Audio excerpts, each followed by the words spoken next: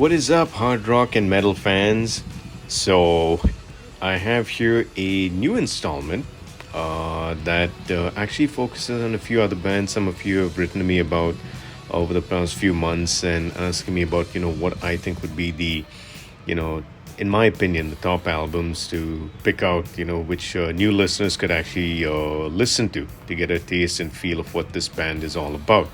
So in this one, it's like I've done in a few other videos where I take three bands together and pick out my favorite album of each.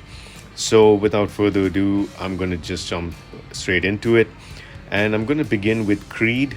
Creed is obviously a band that has, you could say, a very loyal fan base and a very polarized, antagonistic um, you know, base of music fans, so to speak, and that's fine. I mean, everyone's opinion should be respected, and that's cool, man. I mean, if you like Creed, you don't like Creed, it's all good. For me personally, I like Creed a lot, and happy to see that I do believe that they've got sort of like a reunion tour that's sort of coming up of sorts, summer of '99, if I remember correctly. You guys can let me know in the comments down below. But the album that I would really pick up from Creed would be this one, which would be their third studio album, which is Weathered. It's definitely my favorite of the four albums that they have released. And this was, I think, the only album where they were a three piece. Obviously, it's an album that stands out in a pretty strong way, and you had sort of the interesting elements that made the Creed sound so big and so popular, especially during the Human Clay era. And when you get into an album like this, I think it's a good follow up. I think it's got a lot more to say.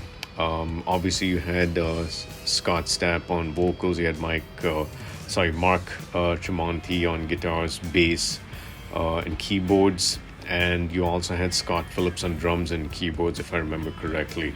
And the tracks themselves are really interesting. I think Bullets, for many of us, we consider that to be like the heaviest riffing Creed song recorded so far. Of course, there are different people with different views.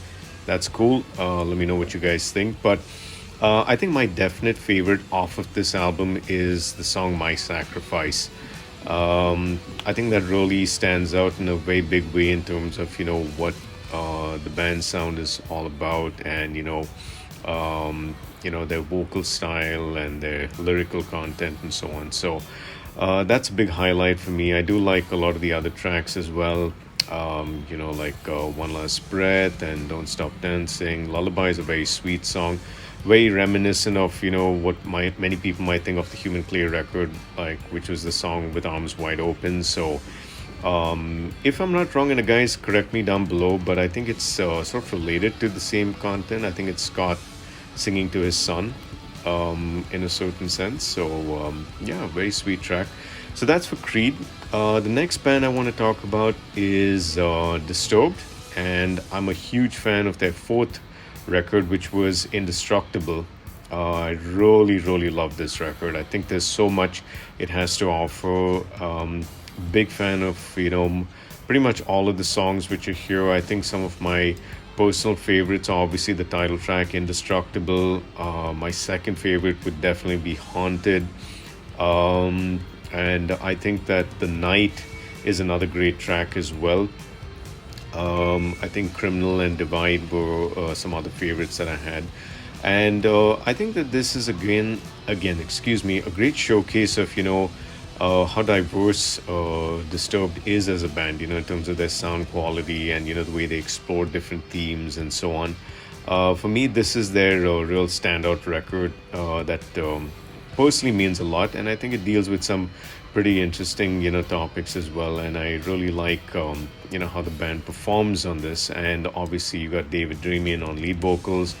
Dan Donegan, if I'm not getting his name wrong, sorry about that. He's on guitars and electronics. John Moyer,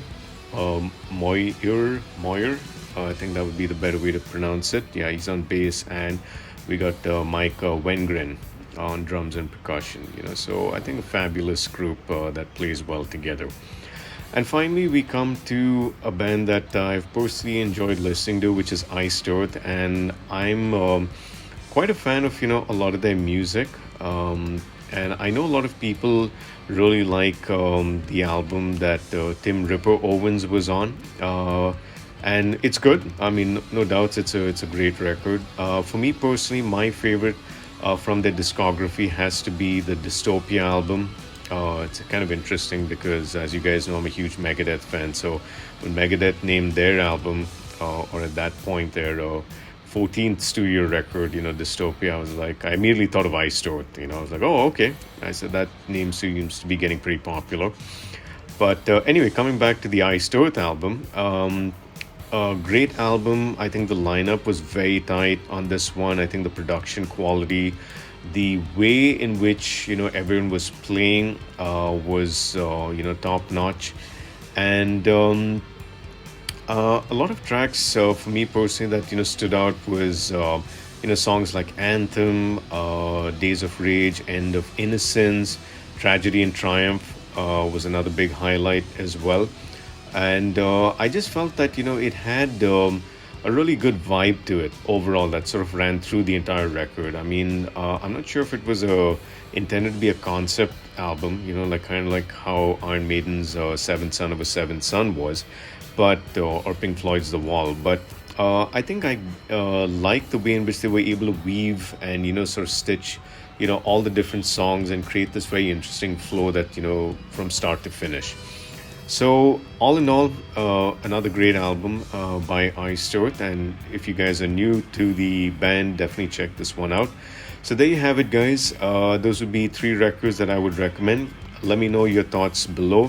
Let me know what you think. What are some of your favorite records from each of these bands, and what it is that you would recommend. So, till next time, guys, you take care, have fun, and rock on.